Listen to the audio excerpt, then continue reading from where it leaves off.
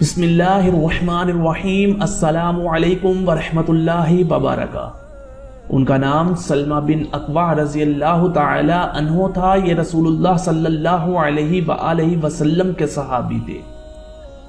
عمر 12 برس کے قریب تھی۔ بڑے چست اور پھرتیلے تھے۔ اتنا تیز دوڑتے تھے کہ تیز رفتار گھوڑا بھی انہیں پکڑ نہیں سکتا تھا، اور یہ تیز سے تیز رفتار گھوڑے کو آرام سے پکڑ لیتے۔ تیر اندازی میں بھی بڑے ماہر تھے۔ ایک دن عجیب حادثہ ہوا۔ مدینہ منورہ سے باہر ایک جنگل تھا جسے غابہ کہتے تھے۔ وہاں رسول پاک صلی اللہ علیہ وآلہ وسلم کی اونٹنیاں چرا کرتی تھی۔ کافر ڈاکوؤں نے وہاں حملہ کیا، اونٹنیوں کے چرواہے کو قتل کر دیا اور اونٹنیاں اپنے ساتھ لے گئے۔ یہ سب کچھ رات کے آخری پہر میں طلوع سحر کے قریب ہوا۔ حضرت سلمہ بن اکوع رضی اللہ تعالی عنہ تیر کمان لیے ہوئے صبح کی اذان سے پہلے اسی جنگل کی طرف جا رہے تھے کہ کسی نے ان کو حادثے کی اطلاع دی۔ حضرت سلمہ رضی اللہ تعالی عنہ فوراً ایک پہاڑ پر چڑھ گئے اور مدینے کی طرف منہ کر کے زور سے اعلان کیا کہ ڈاکہ پڑ گیا ہے، مدد کے لیے جلدی آؤ۔ یہ اعلان کر کر حضرت سلمہ رضی اللہ تعالی عنہ خود اکیلے ان کافروں کے پیچھے دوڑے اور جلد ہی ان کے قریب پہنچ گئے اور ان پر تیر برسانے شروع کیے، اور ساتھ ساتھ نعرہ لگا رہے تھے، میں ابن اکوع ہوں، آج تمہیں چھٹی کا دودھ یاد آئے گا۔ حضرت سلمہ رضی اللہ تعالی عنہ کا نشانہ بے خطا تھا، جس کافر کو لگتا زخمی یا ہلاک ہو کر گر پڑتا۔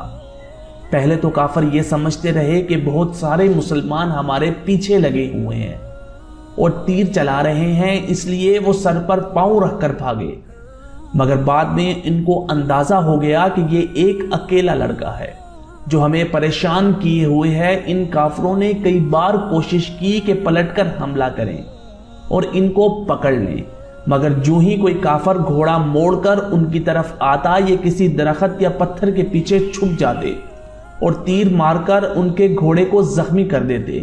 وہ اپنی جان بچانے کے لیے واپس بھاگ جاتا۔ حضرت سلمہ بن اکوع رضی اللہ تعالی عنہ نے دیر تک ان کا تعاقب کیا۔ کافر اتنے بدحواس ہوئے کہ حضور صلی اللہ علیہ وآلہ وسلم کی لوٹی ہوئی اونٹنیاں بھی پیچھے چھوڑ دی اور جان بچا کر تیزی سے بھاگنے کے لیے اپنے سامان سفر اور زائد ہتھیار کے بوجھ سے بھی آزاد ہوتے گئے۔ 30 چادریں اور 30 نیزے انہوں نے راستے میں پھینکے اور بھاگتے چلے گئے۔ آگے چل کر ان کافروں کی ایک اور جماعت مدد کے لیے مل گئی۔ اب ان کی جان میں جان آئی اور سب نے مل کر حضرت سلمہ بن اکوع رضی اللہ تعالی عنہ کو گھیرنے کی کوشش کی۔ حضرت سلمہ رضی اللہ تعالی عنہ ایک پہاڑی پر چڑھ گئے اور للکار کر کہا، میں ابن اکوع ہوں، قسم ہے اس ذات کی جس نے محمد صلی اللہ علیہ وآلہ وسلم کو عزت دی ہے، تم میں سے کوئی مجھے نہیں پکڑ سکتا اور میں جس کو چاہوں پکڑ سکتا ہوں۔ وہ لوگ گھبرا کر رک گئے۔ حضرت سلمہ بن اکوع رضی اللہ تعالی عنہ نے ان لوگوں کو باتوں میں لگائے رکھا تاکہ مدینہ سے مسلمانوں کی مدد آ جائے۔ چنانچہ کچھ دیر بعد دور سے صحابہ کرام رضی اللہ تعالی عنہ کا ایک دستہ گھوڑوں پر سوار آتا دکھائی دیا۔ ان کے میدان میں پہنچتے ہی لڑائی شروع ہو گئی۔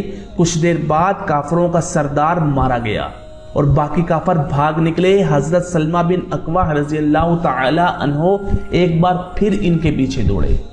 دیر تک ان کا پیچھا کرتے رہے، یہاں تک کہ شام ہو گئی۔ بھاگنے والے کافر ایک تالاب کے پاس رک گئے تاکہ پانی پی لیں، مگر جب حضرت سلمہ رضی اللہ تعالی عنہ کو آتے دیکھا تو خوف کے مارے برا حال ہو گیا۔ پانی پیے بغیر بھاگ کھڑے ہوئے۔ ان میں سے ایک آدمی ذرا پیچھے رہ گیا۔